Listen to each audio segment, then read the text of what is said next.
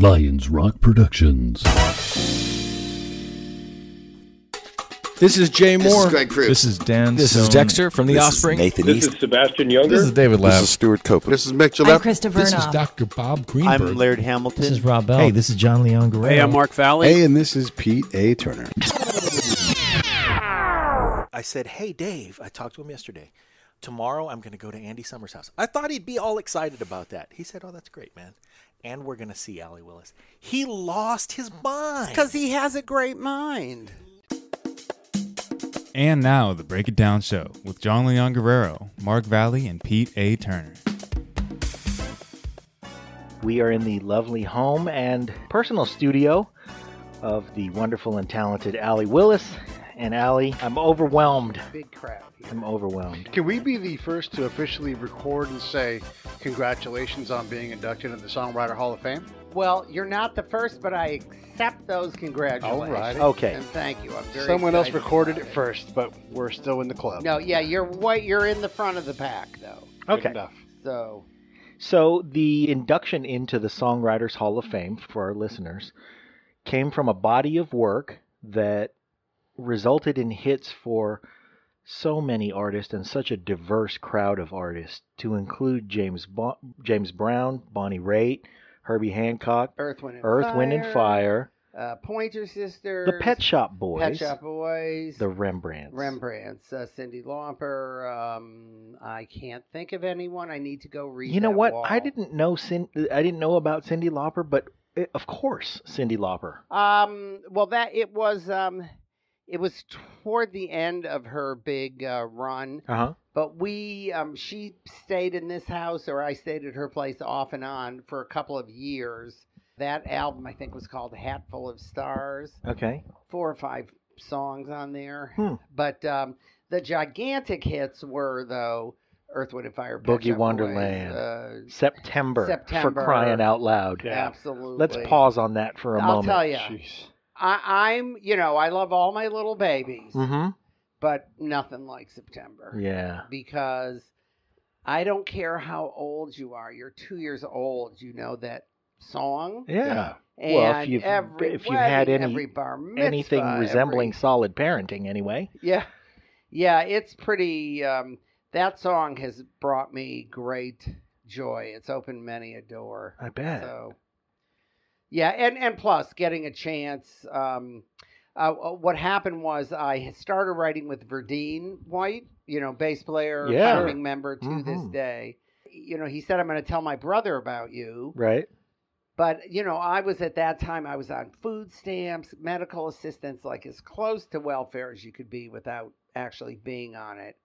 And we had only written together like for a couple of days. I just want to tell the 5 people in our audience, because 99% of our audience knows exactly who Verdine White is, but for the 5 of you out there who do not, I just want to point something out, just that'll give you a lot. It's 3 o'clock in the afternoon. I'm positive right now Verdine White is wearing a red sequin suit. Absolutely. Right? Well, we bonded on style. Sure. Like, immediately.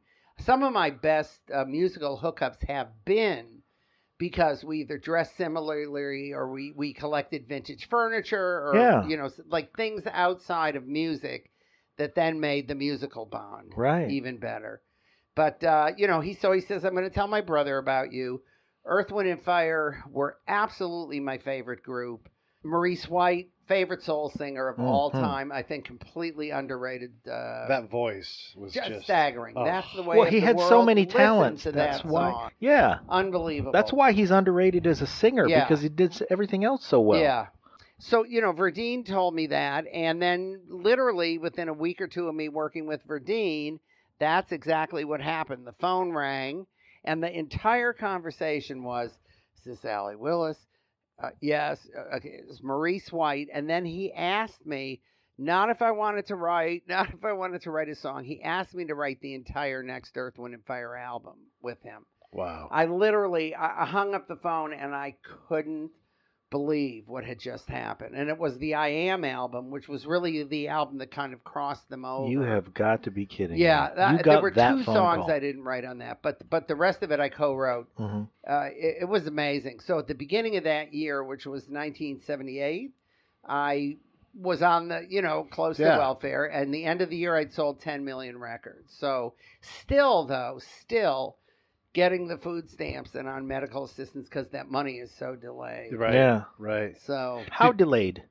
I don't remember things like kind of really picking up for at least, I'd say, 6 months. I mean, Wow. I could at least start getting advances on stuff. Yeah. And then, once you have... So you could get some food in your belly, but... Yeah, and then, of course, everyone wants to write with you, and it's all my friends, we The all kind watershed. of hit at the same time. But having it be with Earth, Wind, and Fire, oh, my God. Did you just get them? Or what was it that makes... I mean, it's one thing to write September, and it's this incredible thing, but how did that go between you guys and the band? Well, for me, it was so thrilling. It was crazy. I asked him a few years later why he chose me. There were a few artists who were kind of talking about me. Yeah. Like Patti LaBelle earlier that year was the first artist to start regularly doing my songs. And she had introduced me to Herbie Hancock, and I wrote a bunch of things on that. But there was nothing that would indicate that all of a sudden I would start having these hits. And I mean like one after the other. But I asked him a couple of years later why he had chosen me. And he said to me, I meaning him, had a vibe that you were a communicator and that things were supposed to come through you. He used me mostly for lyrics, whereas I was someone who wrote both music and lyrics, so that eventually got very frustrating for me. Boogie Wonderland, though, that was an exception. I wrote that with John Lynn, where we both wrote music, we both wrote lyrics, and brought that, to the group. That was the one outside song on there. Yeah. But I want to make our listeners aware that they should go ahead and close their mouths, because if you're sitting there mouth agape at how this kooky white lady wrote these absolute funk juggernauts. yeah, There's a logical explanation That's for that. let's hear it. Here we go. Yeah. First of all, I have to say, I never learned how to play. To this day, I can't play. I hear every single note in my head. I hear every note of the arrangement. I hear every note of everything. Okay, hold on. Don't go past that yet. Okay. Does it come in one download like you just know it, or does it sequence out as Sequence out. Okay. Yeah, okay. I'll hear something first, whether it's a melody or a string line or a bass line, or something. Sequence out. Ideally, I'm working with someone who is a great player and who understands me, because I certainly can't explain it in musical terms. Let's take Verdine and Maurice White, for instance. Well, Please, but continue. that was different because when they brought me in for lyrics. Oh, okay. So, which there was no way I was going to say, no to that. Yeah. Right. But as the years progressed, I felt that was kind of a waste of me, especially with all the hits I was having. But, but I was so grateful to them. I never came right out and said, look, you're not using me for enough of what I do. I was just so thankful to be in there. If it were me today, I would have said, absolutely not. This has to be music and lyrics. I can serve you way better, doing that. And are you still actively writing songs for people today? I am more active now than I have been in, decades. Wow. Yeah. And this is the incredible thing. One of the conversations we have with a lot of artists and people who appreciate artists, are you a better songwriter now than you were 20 years ago, 30 years ago? No question. Right. Absolutely no question. But you know what made me a better songwriter? Please.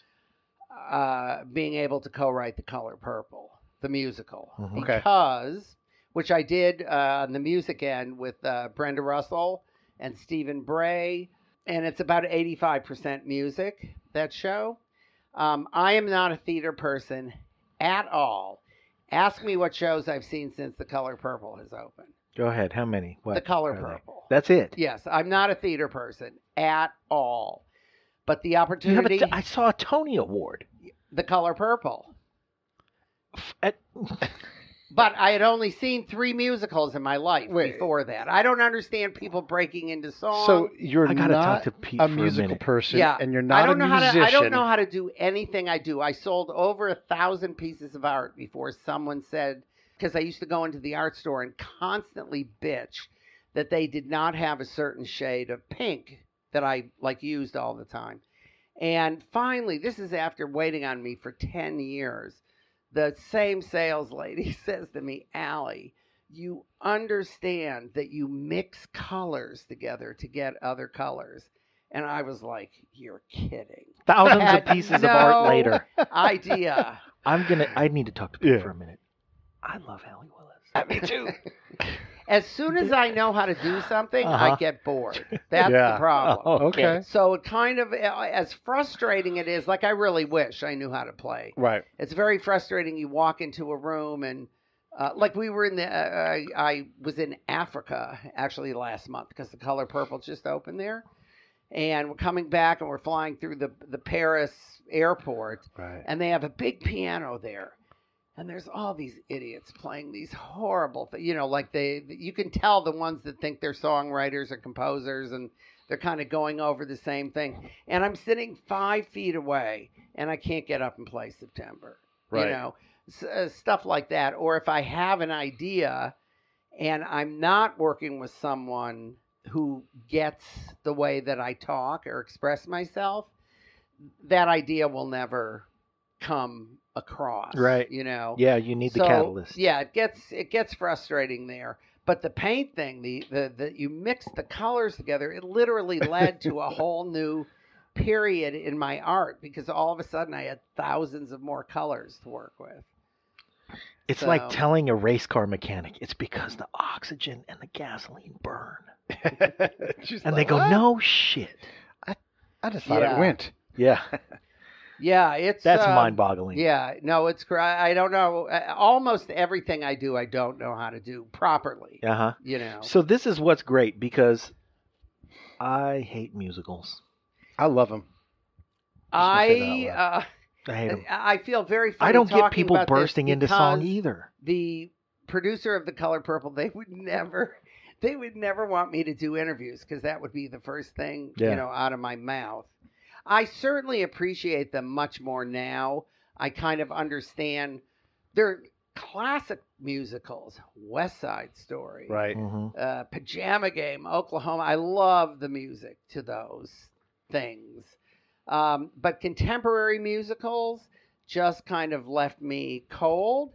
But the opportunity came up to write The Color Purple. That story is so great. You've got this whole history of it, translated into pop culture. But there are exceedingly strict rules in musicals that if you don't follow, the critics will annihilate you. So, for instance, in pop music, and that has nothing to do with pop music. It's two completely different forms. Okay. So pop music, of course, is filled with near rhymes. Right. The house does not have, what does house rhyme with? Mouse. House and mouse. You can do that, but you can't. You can't do house and house, or you know what I mean. You can't. But you can now. Thanks, Eminem. But you're saying that when you bend the rules in musicals, you don't get to There are bend them. certain rules of musicals you cannot bend. Mm-hmm. The critics will kill you, and also the audiences, people that go to musicals regularly. Yeah. Look for certain things happening at certain times in musicals. Mm-hmm. The position of the song. Right. You can't interchange song number 1 with song number 4. Mm-hmm. Even if you think it works better for the character or whatever. Certain things have to be accomplished in every single spot. Mm-hmm. And, I think for a lot of pop writers, like I actually read a review today, Bryan Adams just did Pretty Woman. Mm-hmm. And the critic slaughtered him because it's filled with pop music, but that's not the same as theater music. You can use elements that you have from pop songwriting, but you need to adapt to the medium you're creating it for. Right. Okay. But that, another reason I hate musicals. However, boy, did that turn me into a good songwriter. Especially the rhyming thing. Because you can come up with a near rhyme relatively quick, but sometimes for a perfect rhyme, it would take us 4 or 5 days of 10-hour days to finally get something where you would never do that with a pop song. Yeah. You would have settled after 10 minutes, you know. I realized it just made me so much more aware of structure, rhyme schemes. I just myself feel so much stronger as a songwriter having written it.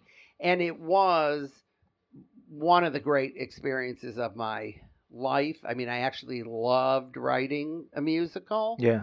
And can appreciate how people can appreciate them. Well, I have to, it just popped into my head that I have to shout out D. Edward, who is a great loyal listener, good friend, previous and future guest, recurring guest, and his favorite album is I Am.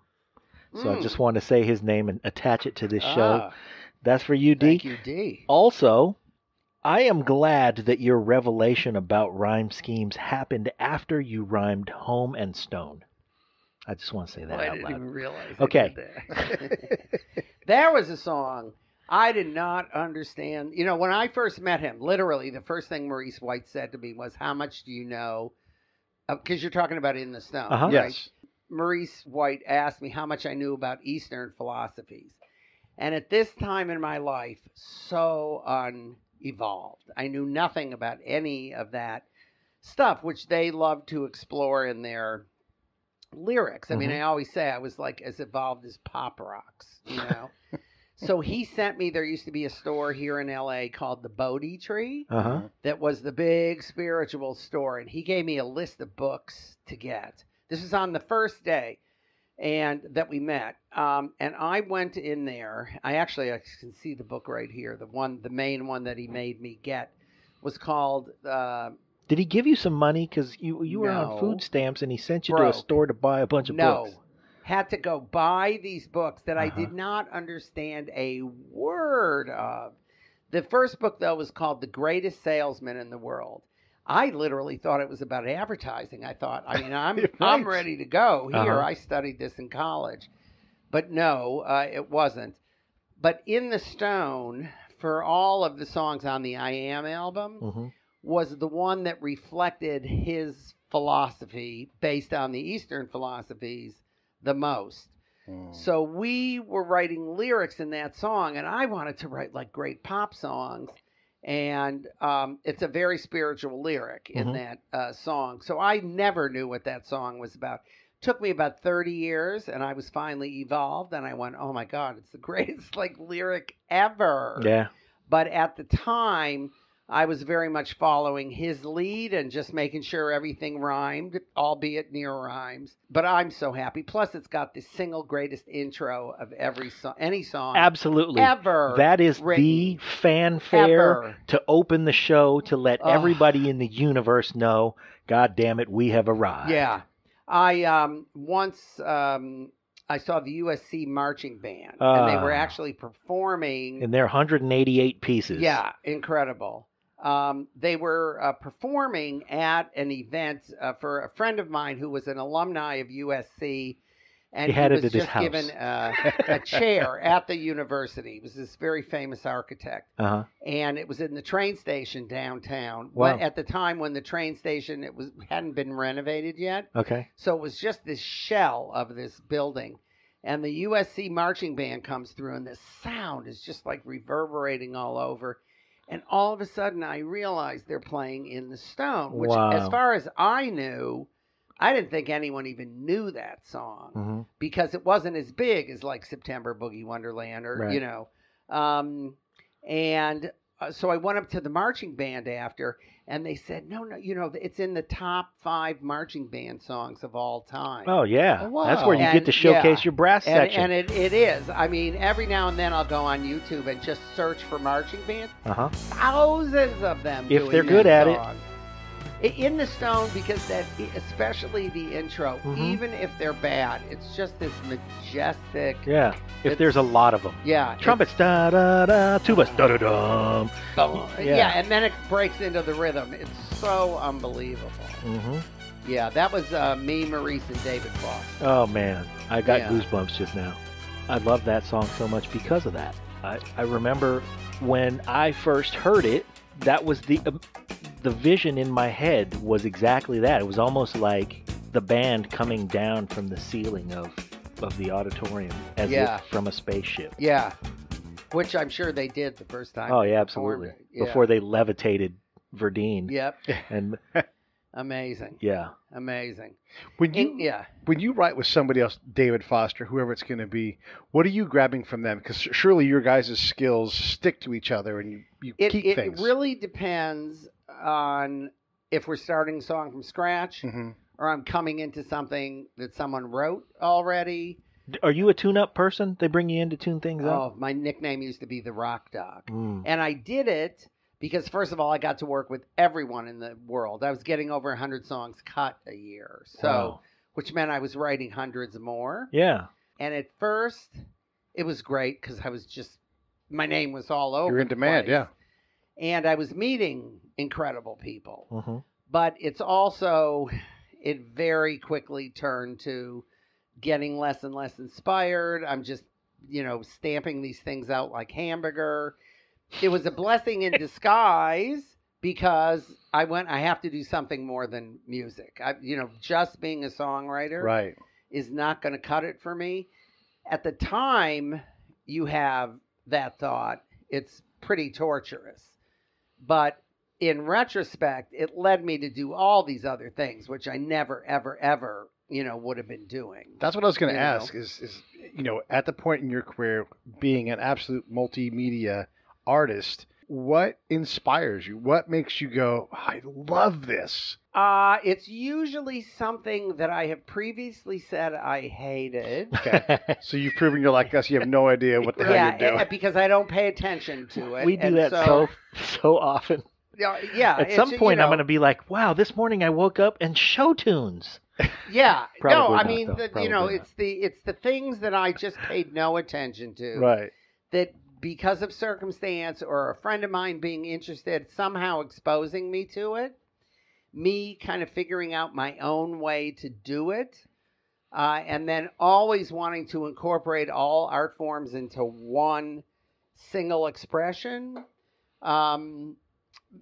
Just kind of toying with it, and then, okay, this works. Like the art on its own, which is how it started, it was just another thing to do besides music. But very quickly, after I did a few pieces, it was like, no, I got to figure out some way to integrate this, with the music. And my solution was to motorize the art pieces. I started painting at the tail end of 1983. Stayed up all night, did my first piece, and I was writing with Jane Weedland of the Go-Go's. Sure.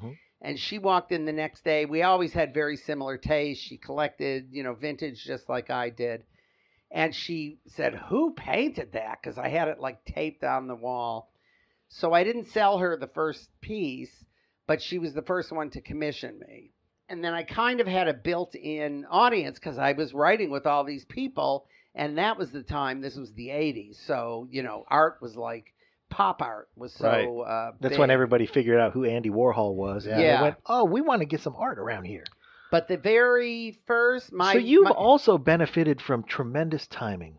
In terms of the art, yes. And Andy Warhol, by the way, was someone who I walked past a store. It was LAI Works, which is on Melrose, a glass store. Great glasses, great friends. They gave me my very first art show. And the piece that I did, the main piece for that show was Neutron Dance because the song was just coming out.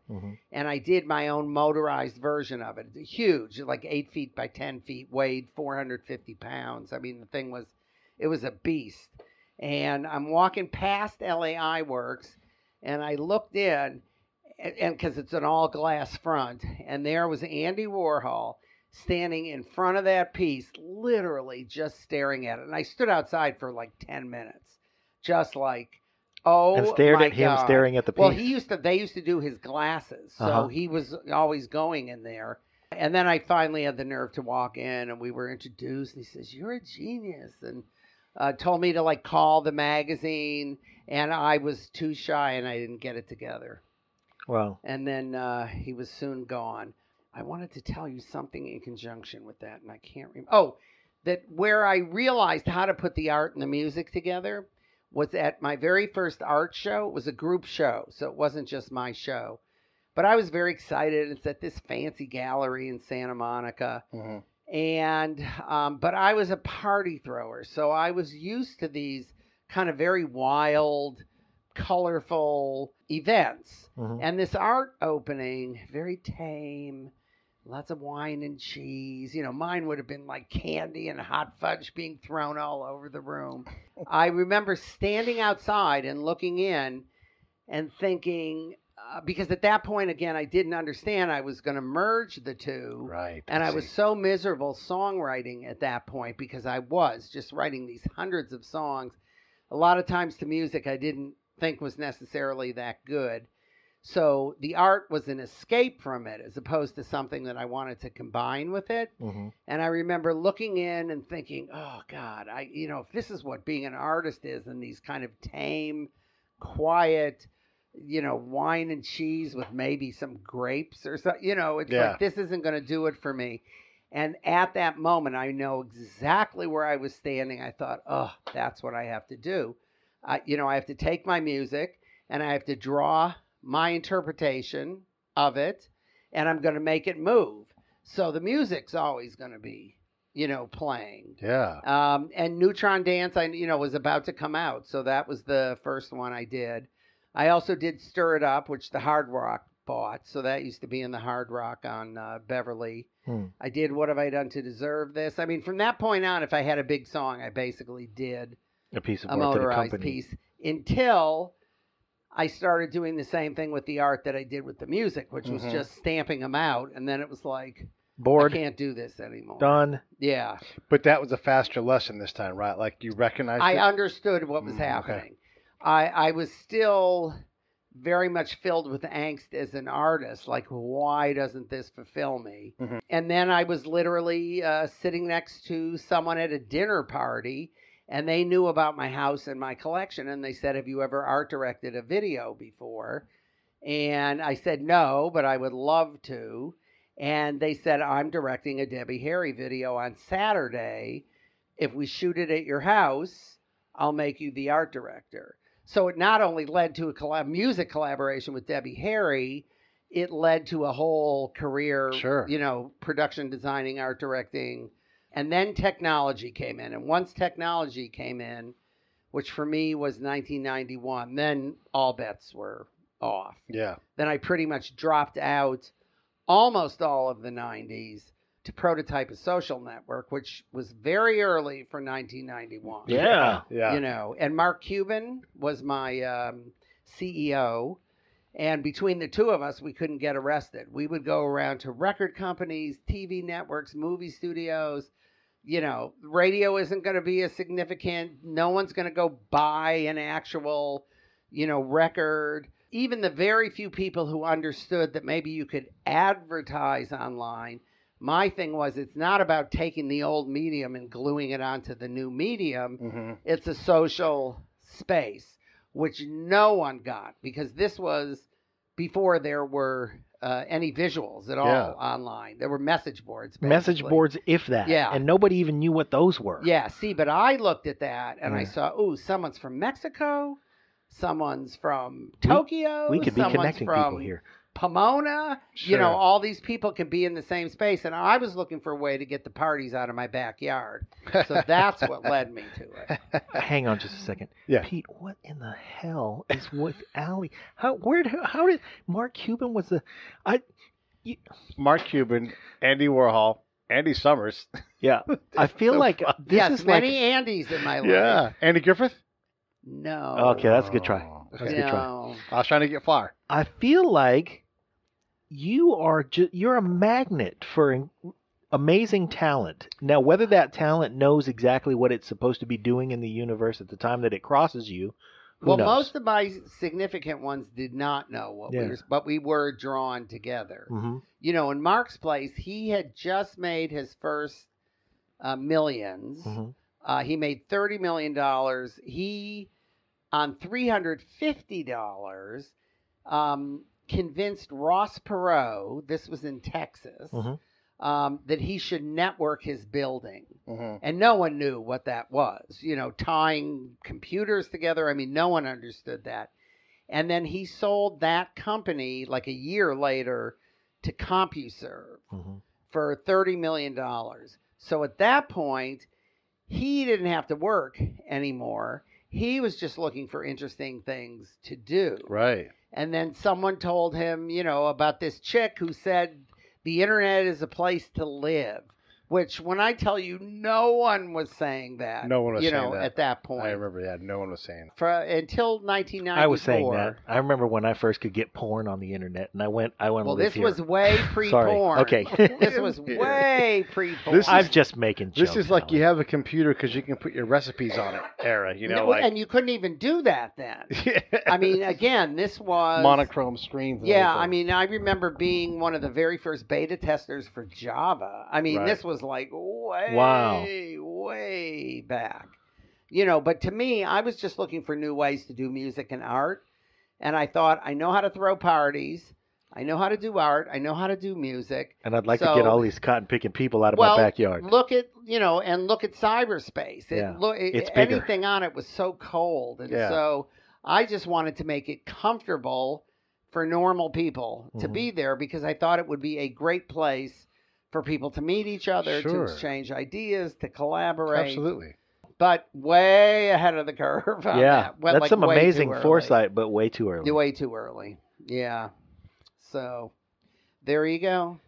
The amazing tie-ins that you're able to spin in this tale of your... I never got the answer to what the heck brought you out here. This episode of the Break It Down Show is brought to you by Lions Rock Productions. That's us. We publish, evaluate, and develop podcasts just like this one, consult others to build their own, and create associated content and content marketing strategies. So if you're launching or expanding your social media presence, your business or your personal brand, or if you just want to take your media presence to the next level, Reach out to us on Twitter at Pete A. Turner, or at JohnLG69. at The Break It Down Show. There's 1,000 ways to get a hold of us. Now enjoy the show.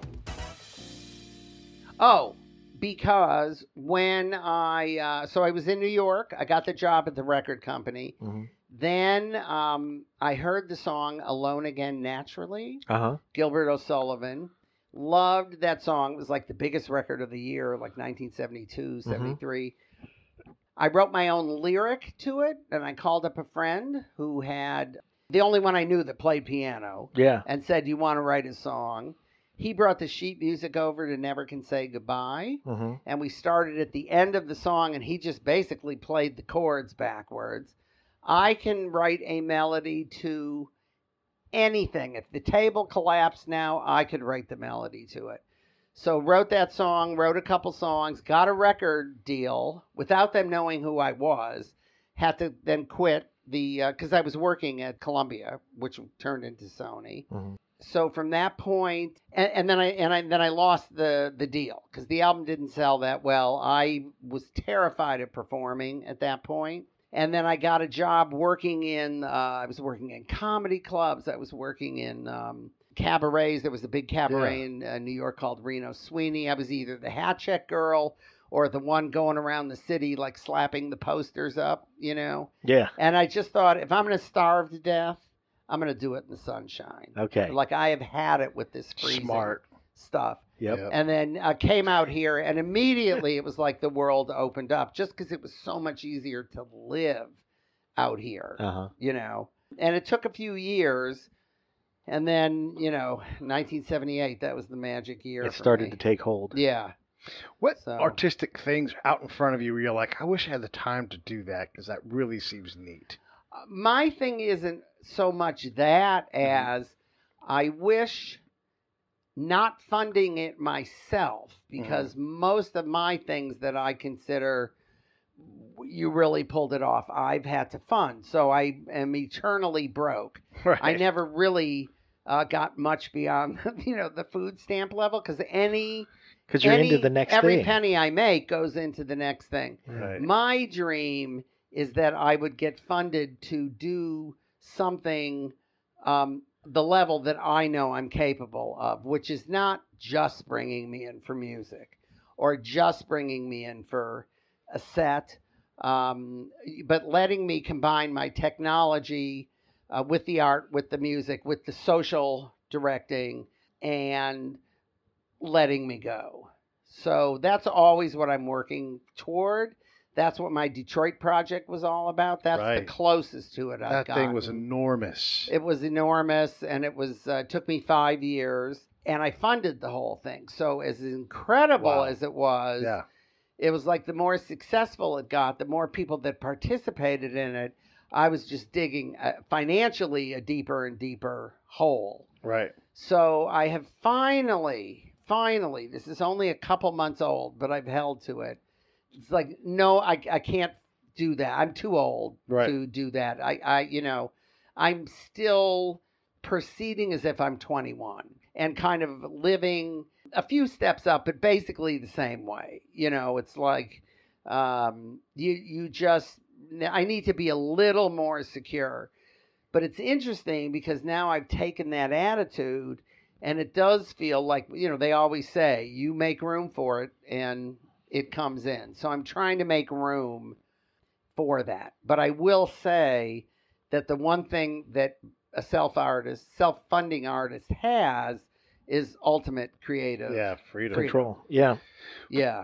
I wanted to ask, in terms of art, but also music too, like a two-piece question. What do you see out there? You're like, oh, I wish I would have created that. Like, oh, that song is, I should have thought of that. I know there's tons of things I have never been able to answer that question. Yeah. Same way if you say to me, who are your favorite artists? My head just goes blank. Yeah. There certainly are a lot of them. Yeah. But I can't. We could sit here an hour, my head would still be blank. That's fair enough. I'm a TV person. I watch a lot of TV. Like this whole binge watching thing, I was born to do this. Yeah. Not invented it, but sure, as far as the habit of participating in it, yeah. You get sucked in pretty good. Real good. So what are you watching? God, I'm going to say things that are very typical. Not that there's a new season of it, but like Orange is the New Black. Yeah. Or, stories that I end up watching a lot of detective stuff, which is not typical of me because I like, comedies and light things a lot more. But things like The Killing and once I get sucked in. My all-time favorite, though, has nothing to do with serious at all, other than I'm serious. Trailer Park Boys. Oh, yeah. Oh, my God. First of all, there are so many episodes of it. There are like 15 seasons of it. Yeah. Then all the specials they do, all the movies they do. It's like a baby with a whatever pacifier. Mm-hmm. Put Trailer Park Boys on. I will stop whatever I'm doing. I also love live car chases. You can get me to stop anything. You are from LA. Wow. I guess so. Yeah. Did you hear that, Mike C? She loves live car chases. Oh my God. There's a producer who he plays keyboards for O'Brien right now, and he's been on the show. And since we've become friends, I've gotten sucked into these live car chases. Oh, it's so good. And the first time that I got into one, I want to say that damn car chase lasted like an hour and a half. Well, those are the great ones. I could not pull myself away from this thing. Here's what it is for me. First of all, I compare all the stations. Mm-hmm. So each room has a different station on. And I'm completely fascinated by who has the best shot, who has the best commentary, who's the best helicopter pilot, But it's insane to me because they're not going to get away. Though I have seen a few where they have very successfully. How about that guy a couple weeks ago who drove into the train tunnel? I was watching. They never caught him. Did they? I don't know what happened. Yeah. I think maybe like the next day or something they figured it out. Well, that's the other thing that's fascinating. For as much as the attention is galvanized on that, you hear no follow up. Right. But the train guy, the couple, they were because the train came out. Yeah. And you're like, well, where'd they go? Yeah. Well, because they thought they knew about some doors under there, and about 2 months before that, there was someone who went like around Hollywood and Gower. They went under the underpass, and then that's the last you saw of them. But the ones that drive like really crazy and they have stuff falling off of their car and sparks flying and the tires were flat long time ago. No, and then they walk out like little pussies at the end, just like, I give up. It's like, oh, God. I love when the helicopter guy's like, oh, my God, I can't look. And then he keeps looking. Because when they slam into... yeah. But it's shocking that there aren't more accidents. I mean, that's rare that they hit anything, and they're going like 120. Yeah. So. Yeah. Wow. Yeah. So. We got the car chases. Yeah. There is no bounds when you talk to you. Like, there's just. Absolutely none. Yeah. Yeah, that's true. Okay. I know one song we didn't bring up. Oh, what's that? The Friends theme. Oh, yeah. I'm only bringing that up because I know you're going to like get home and go, we did. God damn it. We had Allee Willis right in our grasp and we didn't talk about the Rembrandts.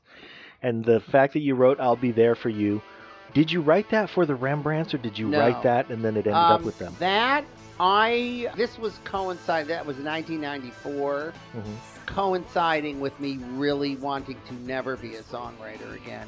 Because I was so into the internet. So here's what you ought to do when you never want to be a songwriter again.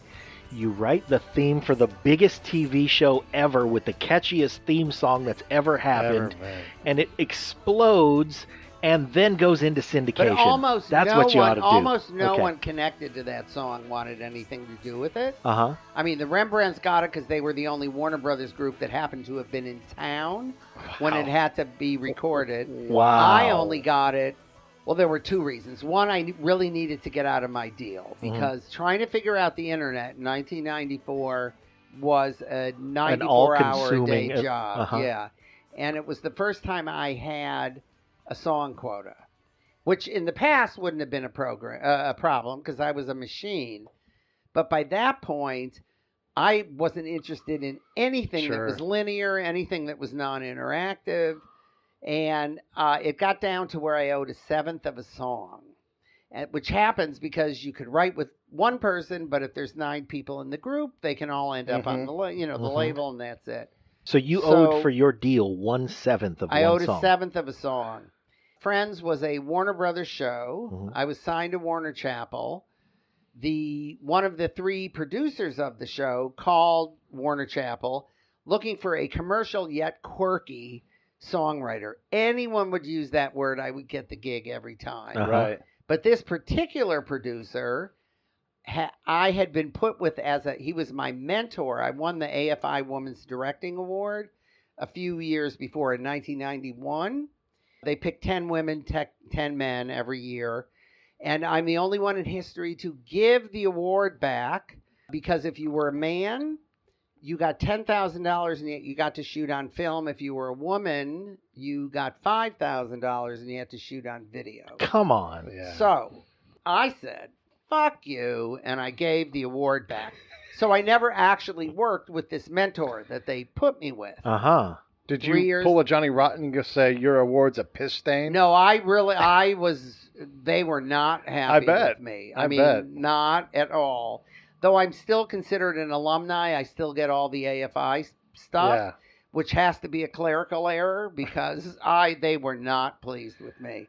So anyway, cut to 3 years later, the mentor ends up being one of the 3 producers of Friends.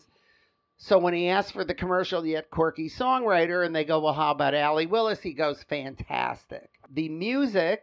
That had been... I think what he said was, is that the broad who told the AFI to go fuck themselves? No, he was... I want her. He was so happy with me when I did. He said, you've got some balls.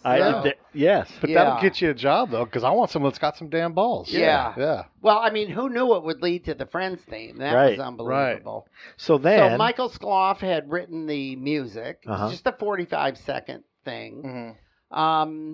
I get the music. They tell me, this guy, Kevin Bright was his name, who I just adore to this day. He... Have you worked with him again? It was Kaufman and Bright, He's one of my... Yeah. Well, it was Kaufman and Crane. And then it was Kevin Bright and then Marta Kaufman and David Crane. Okay. No, I mean, I saw him as recently as last week. He's remained like my champion to this day. Awesome. So... how could he not? Yeah. Well... I can lead you to a few people who would debate you. But anyway, so he basically told me what the show was about, and they had the pilot. I'm a fastidious note taker.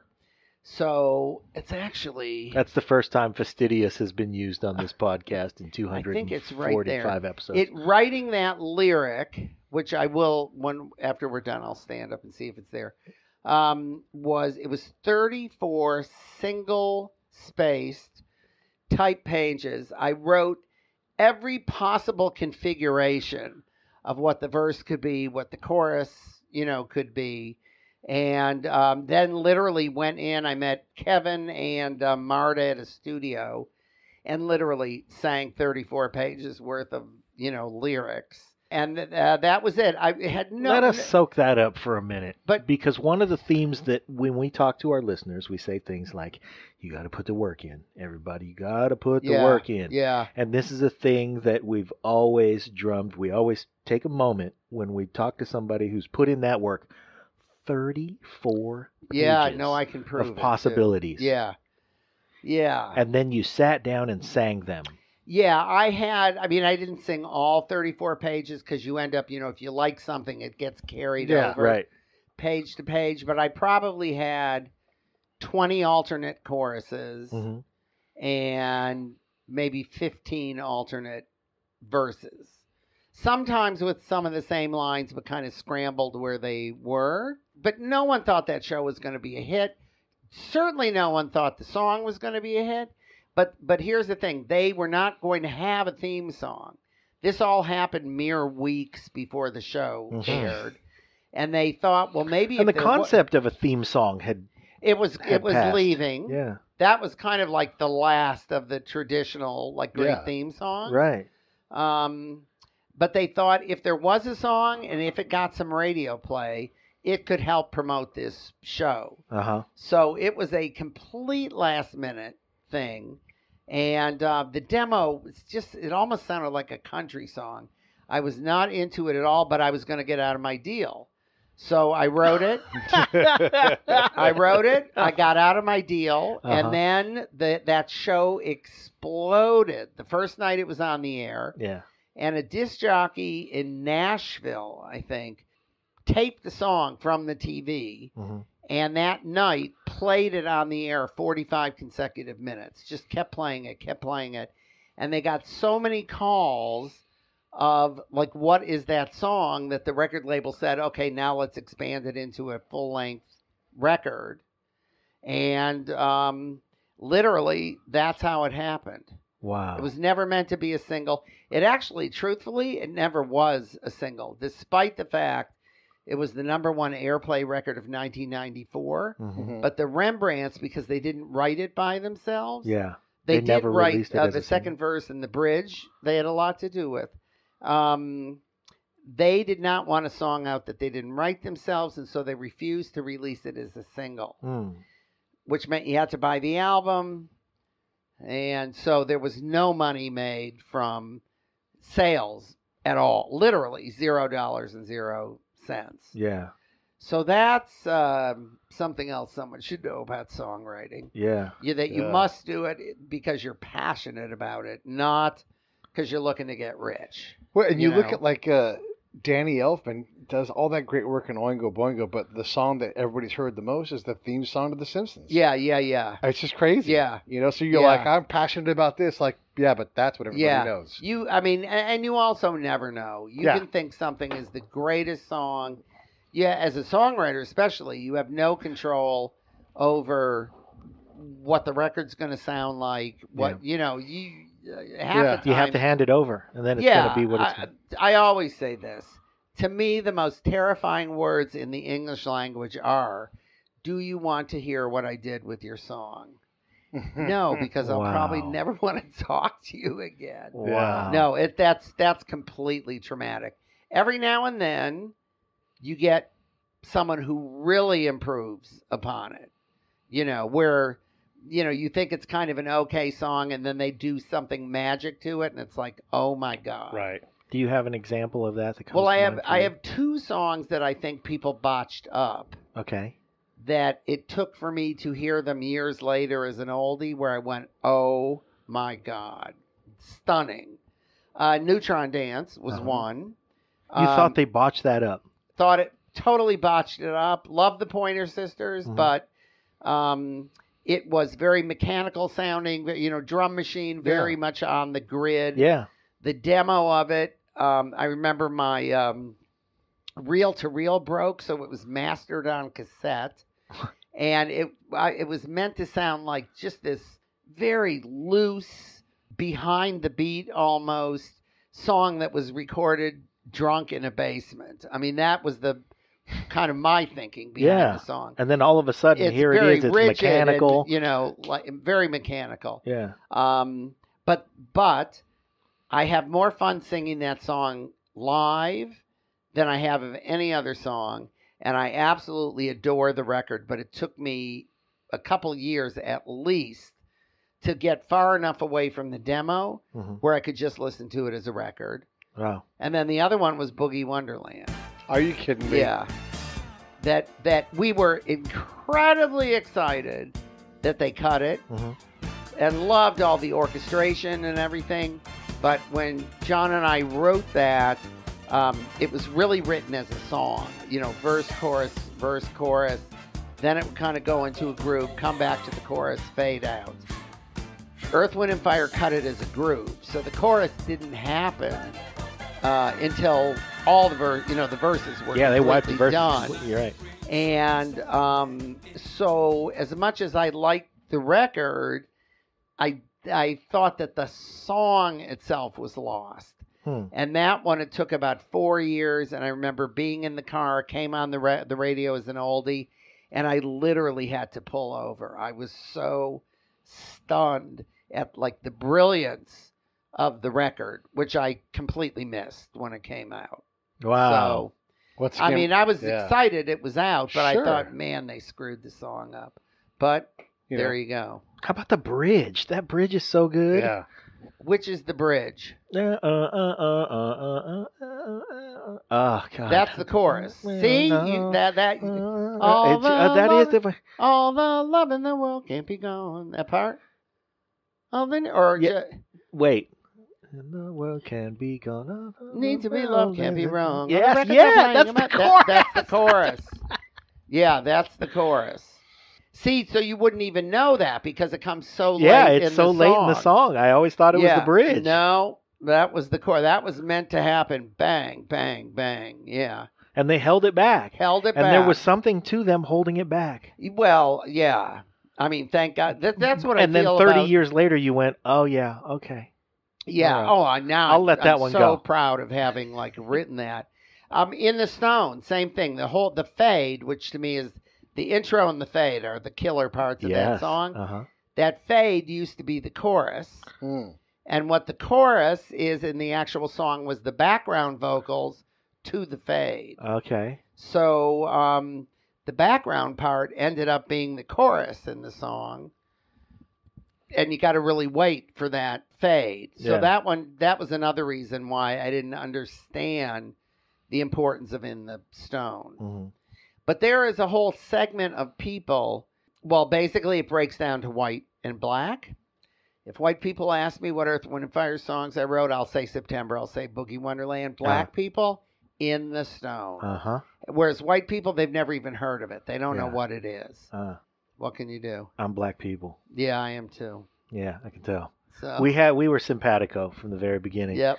I walked in the house and I thought, you know what? I'm in the black folks' house. That's it. I'm comfortable. I can sit here and be comfortable. That's it. And you know what? There is something to that because when I walked in, I immediately wanted to give you a hug.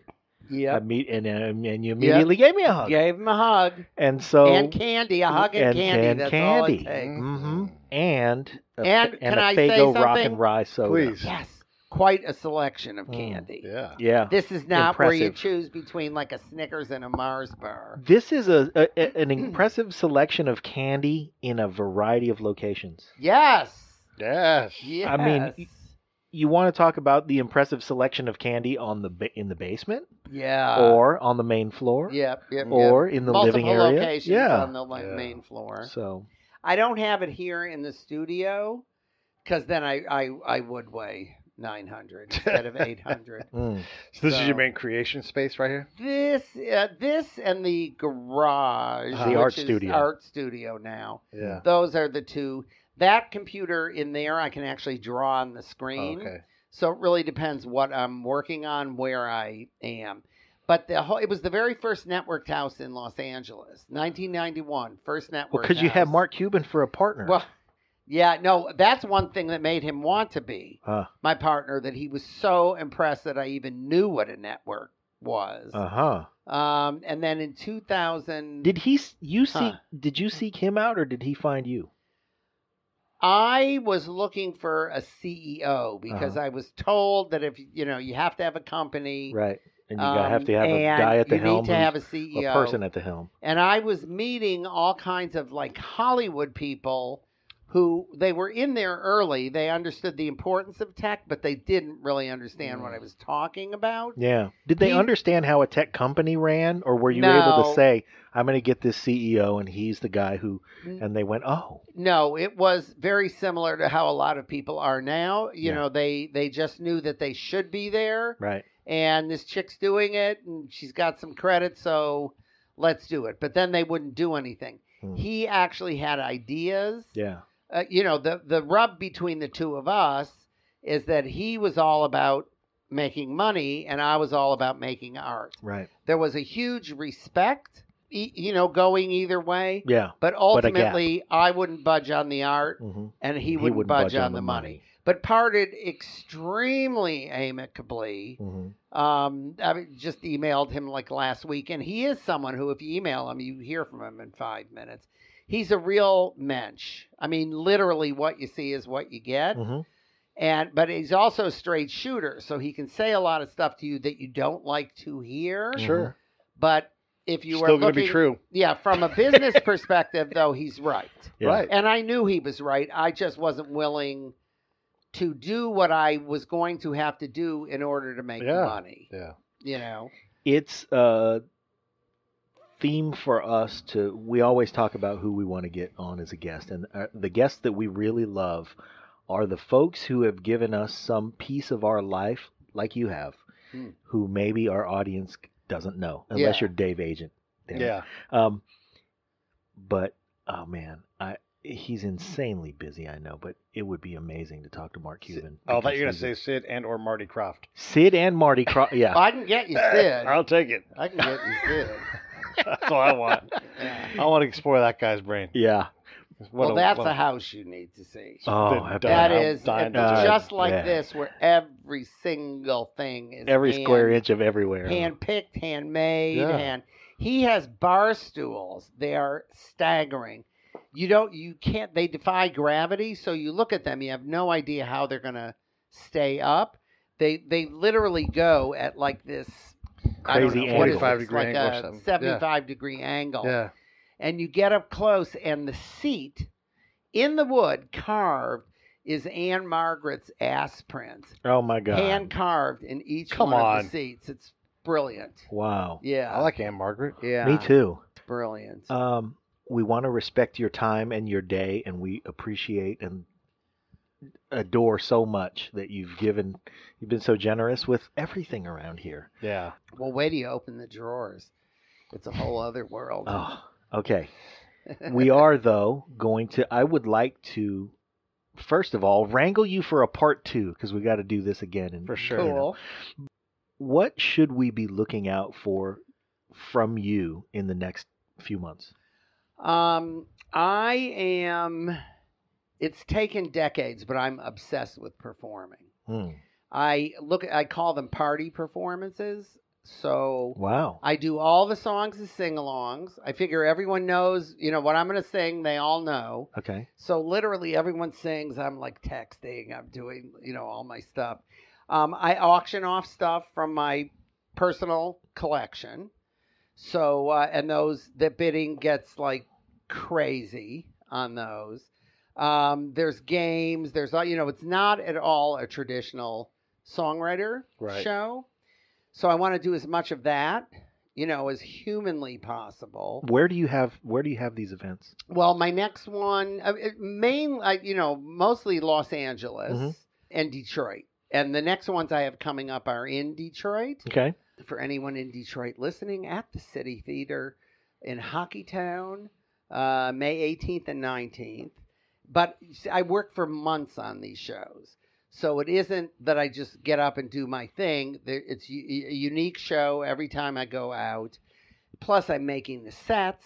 It's as if I'm throwing a party in the house. Yeah, and what you really do is art direct the whole thing.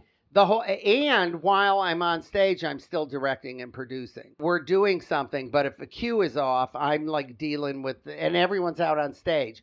My band is the crew, basically.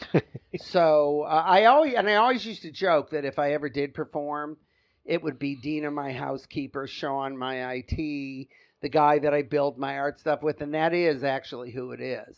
So I'm, in the middle of the song, I'm saying, no, move that there, do that there. So it is like you are observing creative process. I'm at the final step in this process of doing the show. Yeah. But it's not like you're seeing this polished, finished set thing. show, right? Uh-huh. Yeah, very. There's interactive. a framework and an interaction and some improv. Yeah, and you plan as much as you can possibly plan, so that when things inevitably go wrong, right, you can have fun with it as opposed to be completely traumatized. And in my shows, the funniest is when things just completely fuck up. All of a sudden there's no sound, or with the interaction that you see going on between the crew, that's as much of the show, right? As much a part of it. Yeah. So I would like to expand on that and actually hit, other cities. So that's really a concentration to try and put together a show that's not so specific to where I'm, where I'm doing it. Yeah. So that's really it. But when I say that gets me closer to my dream of trying to do everything that I do and tie it all spot. together. Yeah. Yeah. And then again, I'm doing a lot of songwriting, trying to work with artists that are of more interest to me than just working with someone because they're hot at the moment. Who are you interested in? There's one person that I just that we recently met, only maybe a month ago, and it was like wham. And she's a very technical artist. Like her last performance was this last weekend at NASA and the JPL lab. Whoa. And she's doing stuff with music. Her name's Beatty Wolf. Okay. Beatty. And her last album was a deck of cards, literally. So you get the cards and you hold them up to your iPhone, and all of a sudden, the video goes, or the lyrics fly out, or, whatever. Her album before that was a jacket, literally, a jacket that you wear. That's where I want to move. So we're going to do something together. We don't know what it is yet. We just know that we're doing it, and we're constantly... it's going to figure itself out. Yeah. As you tinker and tinker. Yeah. So I want to move more toward people who not just I can write a good song with, but that the implications of it are far beyond music. The song is at the heart of it. If the song doesn't work, you got nothing. Right. But where more. we can do more things. And I'm very overdue for a party. Yes, you are. Yeah, the very last party I threw was a year ago. Wow. It was a Detroit party. It was to raise money for a group in Detroit called Mosaic Youth Theater of Detroit. Really, like the most talented kids from all the schools all over the city. And it was unbelievable. Backyard full of Detroiters with a lot of like stars kind of thrown into it. But it's been a year.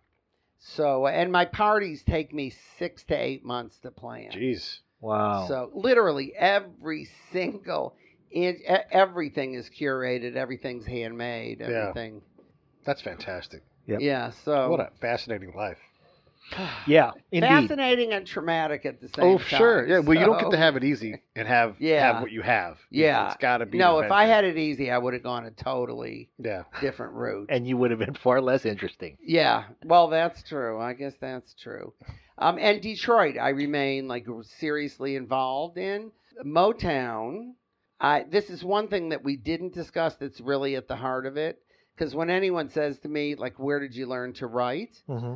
I used to have my parents drop me off, or once I got my license, drive down to Motown, which was one little house. And I used to sit on the front lawn, and you could see all the stars walk in and out. But more importantly, you could hear through the walls. You could hear bass, you could hear drums, you could hear background vocals. So I would learn parts without knowing what the record was. Yeah. But I could hear that, the bass does one thing and the drum does this. Everything had its role. Yeah. And you got and familiar it was with the about strategy space. of it all. Yeah, that it was all about space. But I never went into Motown. It was strictly on the outside, but I was so proud to be from Detroit because it was really in the years that Motown was coming up. Mm-hmm. So cut to all these years later, I did get to go into Motown finally once when September came out because the Detroit Free Press did, like a local girl makes good story. Right. And they asked me if I wanted to film it inside the Motown studios. Yes, of course. So I got in. Right. But then when we did the D, my big Detroit project, we actually became the first people to actually record in there for like decades. Wow. I mean, we brought our own equipment in, but we actually performed, recorded there. In the room. Yeah.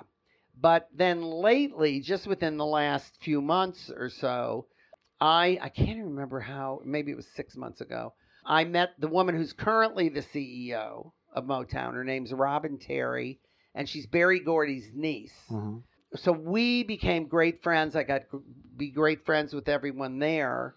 And for my birthday this last year in November, I was in Detroit. It was perfect because the Color Purple was at the big theater there. So that, I did that at night took all my friends.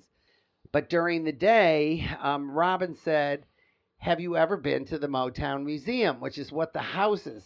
There's one little house next door. Yeah. A brilliant tour. If anyone listening has never been on, you have to go on the Motown tour. So I'd never been on the Motown tour. And so she said, okay, let's do that during the day. And I don't want to give you a private tour. Come when everyone is here, which really is the way to see it because you're walking through a little house and you've got all these people who are passionate about Motown. Yeah, you get to experience it together. Yeah, and you're like next to Marvin Gaye's suit. I mean, it's unbelievable. Yeah. Anyway, so the tour starts out and it's a little film. It's a 16-minute film, like the cutest thing you've ever seen. Mm-hmm. So right before the film, Robin comes. She's now a few houses down, but comes, into the thing and says, we know that Motown means so much to almost everyone who comes through here. But there's one person in particular, and then she tells the whole story of how I used to come down and I used to sit in front, and she starts naming the songs that I've written. Wow. And all they need to, I mean, they're already dead at September, but, she keeps like going on. And then because you kept going on. Right. And then the whole place sung me happy birthday. So for that to happen inside Motown, oh my God.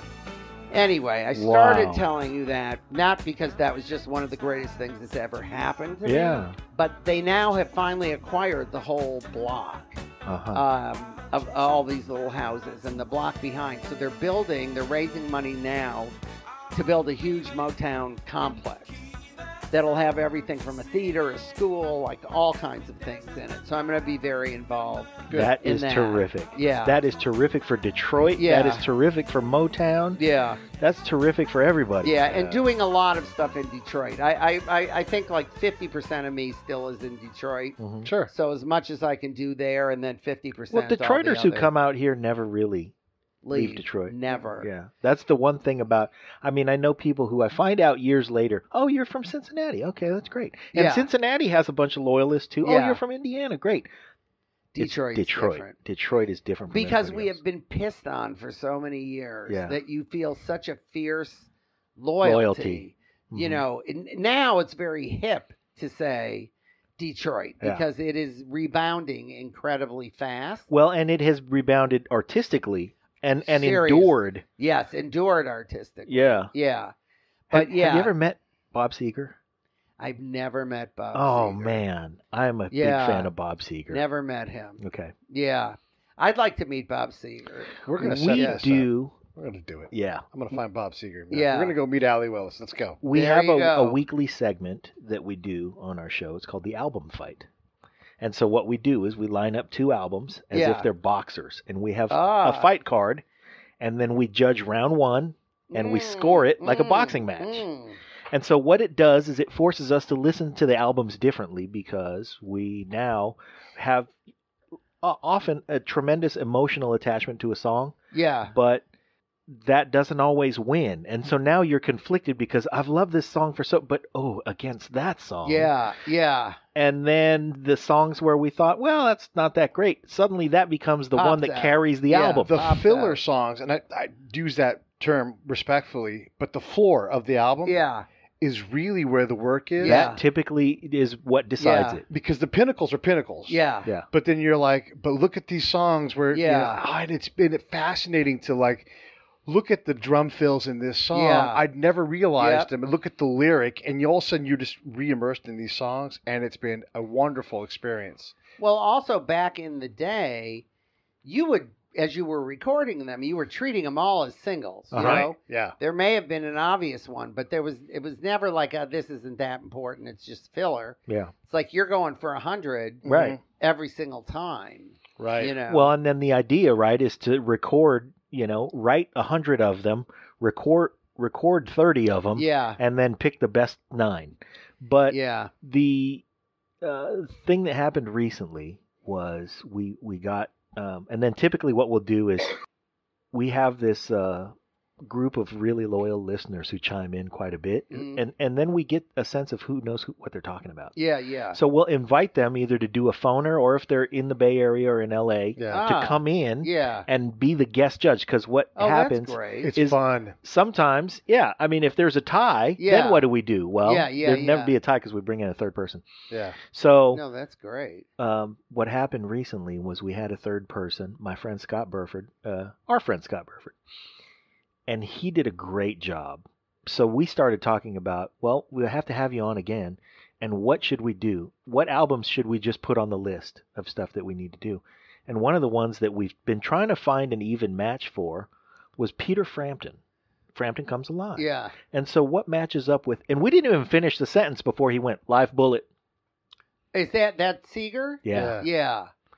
Wow. So, it sort of reawakened. So have you done it? You did Not it, yet. though? Not yet. Yeah, we just had that conversation. That Frampton last Come Alive, weekend. I wasn't that, first of all, if you were white, I almost didn't notice you. By the way, I'm white, for anyone who's listening. Funky so white lady. Frampton, I knew how massive he was, especially that album. Yeah. And I knew the big, singles, but I never knew the album. Right. But probably the same with Seger. I always knew the singles. It's one of those things where it's the same kind of deal. They were both double albums. They were both live double albums. Yeah. They both had enormous hits. Yeah. And then there's the rest of a live double album. Yeah. So we're going to see how it shakes out. Yeah. Today we're going to go with Jay Moore, the comedian. Oh, I like him. Yeah, he's great. But we're going to go over there, and he's from Jersey, so we're going to do Springsteen's Darkness on the Edge of Town. Bon Jovi. Against Aerosmith Pump. Oh, yeah. Yeah, so Springsteen versus So versus he's going to Aerosmith. be the judge then. He's going to be one of the judges, and we'll go round for round. Yeah. And it's incredible because you have the soulful, powerful lyrics of Springsteen with the sax and keys and all the pieces against Not a lot of space, though. Yeah. No. And that's where I'm having a problem. I'm struggling with the fact that he's not leaving space. Oh, that's interesting. Because it creates almost a monotony. I hear what you're saying.